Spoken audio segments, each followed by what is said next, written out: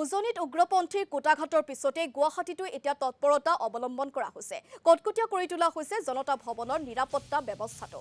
নিৰাপত্তা কঠোৰ কৰা হৈছে বিধায়ক আৱাসতো।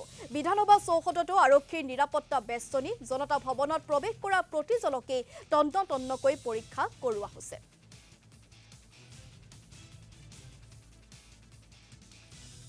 যেটো ওপৰৱালা অফিচাৰ যেটো ইনষ্ট্ৰাকশন দেয় সেইটোৱে ফলো আপ কৰা হয়। ইয়াত সদায় সিকিউৰিটি টাইটে থাকে, কিন্তু আজি মানে অলপ গাড়ী চাড়ী বেছিকৈ জাম হৈছে, সেইকাৰণে দৃষ্টিগোচৰটো অলপ বেছিকৈ কৰিছে তাৰমানে। কিন্তু ইন জেনেৰেলি আমাৰ ডিউটি সদায় টাইটে থাকে আৰু সদায় আমাৰ প্ৰতি মাহতে এখন মিটিং হয় আৰু তাত আমাক ভালদৰে ব্ৰিফ কৰা যায় সিকিউৰিটি ৰিলেটেড বা ল এণ্ড অৰ্ডাৰ চিটুৱেশ্যনৰ যিখিনি ইনষ্ট্ৰাকশ্যন থাকে বা কেনেকৈ কি চেক কৰিব লাগে, কি চাব লাগে, এইখিনি আমাক বিতংভাৱে জনাই দিয়ে আৰু সেইমতে আমি ফলো আপ কৰি থাকোঁ।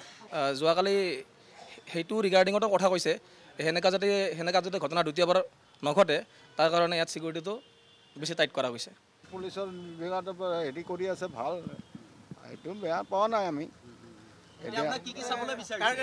আপোনাৰ অকল গাড়ীৰ পাছটো তাৰমানে ঘৰতে আছে, লগোৱা নাই তাৰমানে সেইটো হয়। এইটো জাকিৰ চিকদাৰ। না মই এইফালে লগাই দি কেনে মই ছাৰক ফোন মাৰিম, ছাৰে কি কয় আৰু।